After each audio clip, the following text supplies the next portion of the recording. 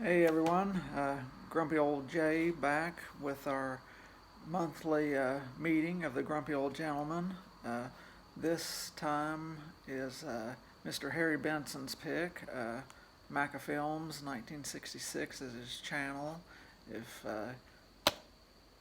subscribers of this channel ever wants to check out his personal channel, which he does a lot of what I've watched during the weeks and pickups like I do.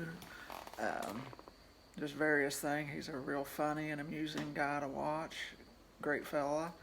But yeah, this is Mr. Harry Benson's pick for the month of June, and it's 1963's Universal film Charade, directed by Stanley Donen and starring the beautiful Audrey Hepburn, probably my second or third favorite actress of all time. My first being Goldie Hawn.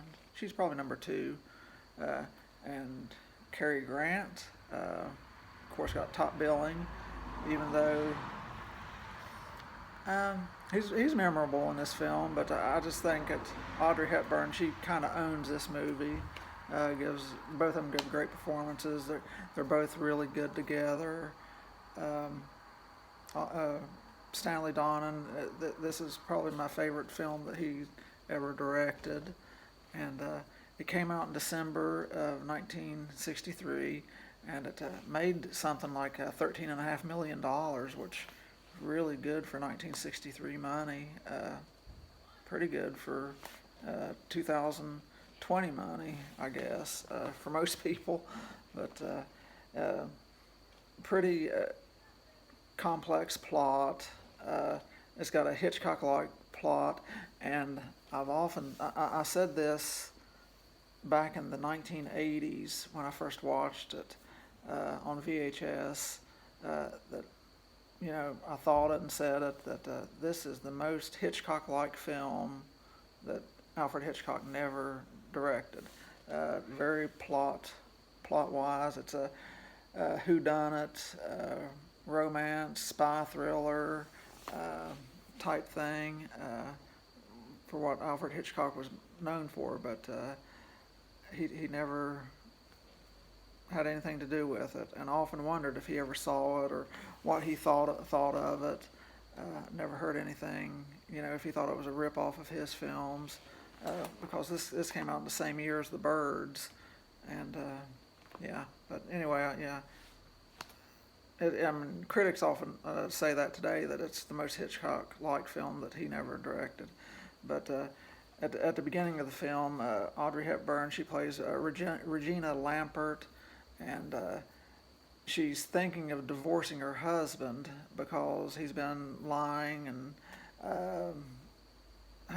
she finds out he has secrets, and she's thinking of divorcing him. She's on like a ski holiday, and that's when she first runs into Cary Grant and meets him, and she's kind of instantly attracted to him. They flirt back and forth, but her husband Charles dies before she can divorce him. He's pushed off a train and murdered, and when she returns to her home in Paris, she finds out her house is big truck going by, but she finds out she returns home to her home in Paris, and her house is empty, and she doesn't have any money. She's broke, and she later finds out that her husband has stolen $250,000 from the U.S. government, and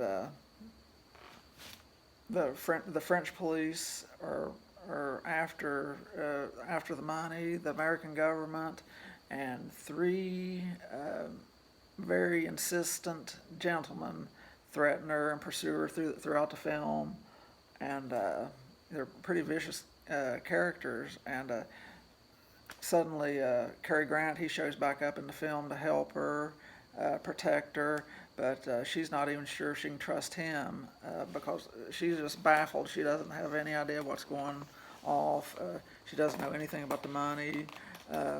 Like I said at the beginning of the film, she wasn't trusting her husband very much anyway, and she was thinking of divorcing him, but I guess she never knew how deep trouble he was in. But very suspenseful film, fun, very stylish for the year. Miss Hepburn, she was always a very stylish woman, in my opinion. Wore all kinds of cool clothes and big old sunglasses, and just really lovely woman to look at. And but Cary Grant, he was 59 years old at the time. This was a few years after he done North by Northwest, the Hitchcock film he was probably most remembered for. I think that came out in 1959, but like I said, he was 59 at the time, so he was a bit concerned about the age difference between him and Audrey Hepburn, because Audrey Hepburn was just 33 years old at the time of filming, and the filmmakers agreed to some of his, I don't guess they were demands, but some of his requests that it be written in the script that she pursued him instead of he pursuing her, which made it more believable, I guess, in the age difference. You know, she was just in love with him, and he made several references to his age and how old he was throughout the film, so that lightened the mood, I guess, of the film, the tone. But yeah, it was what else? Friday Night Traffic going by the house, kind of loud and distracting, but it was remade in the mid-2000s, I think 2004, 2005, by the same studio, Universal Studios. It was called The Truth About Charlie, and Matt Damon played in it. And I've got the DVD, and I watched it like one time, and I remember very, very little about it. I don't even remember if there's many similarities at all to this one, other than it was a remake, which I'm sure there was, but like I said, I'll be damned if I can remember anything really about that remake, so it must not be very good. Maybe I should watch it again. But when it was released in 1963, it, talking about Charade here, it was immediately in the public domain because Universal failed to put the correct copyright notice on the film, and that meant more or less that anybody could screen the film and make money on it, make a profit on it, without Universal's consent, without being sued. That was just the law up until about 1978, I believe I read it was, that all films had to have proper copyright notices on it. And many films, especially like in the early 80s during the home video boom, many films like It's a Wonderful Life didn't have a proper copyright notice, and you had all these TV screenings that could show it 24 hours a day and make money off of it, and you know, VHS copies were out like crazy during that time. And that was the first time I saw Charade. Was a videotape. I can't remember if my mom bought it for me or I picked it up myself, but I remember having a VHS of it.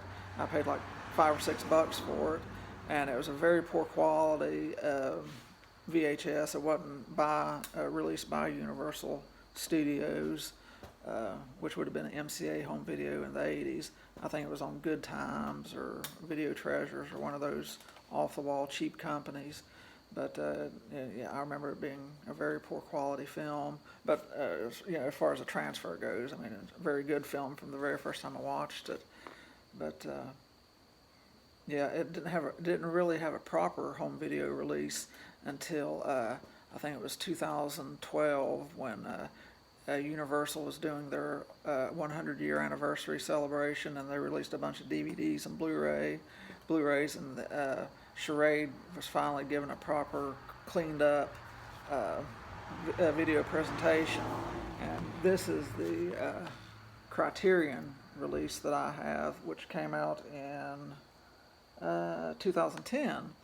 So this was the first proper release. Criterion had it, and then Universal, I guess, released a similar edition on their home video label.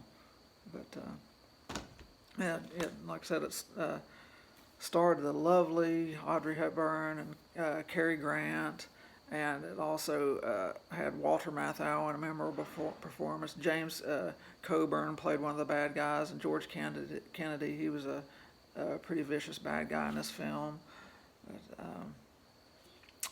yeah, great film, and I'm very glad that Mr. Benson picked it.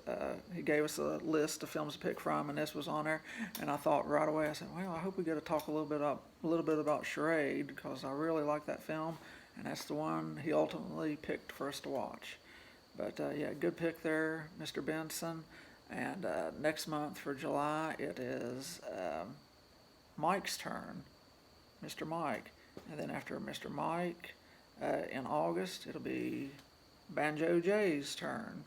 So, yeah, looking forward to that. But anyway, thanks for listening to me ramble, and everyone take care, and I'll talk to you later. Good night. Bye.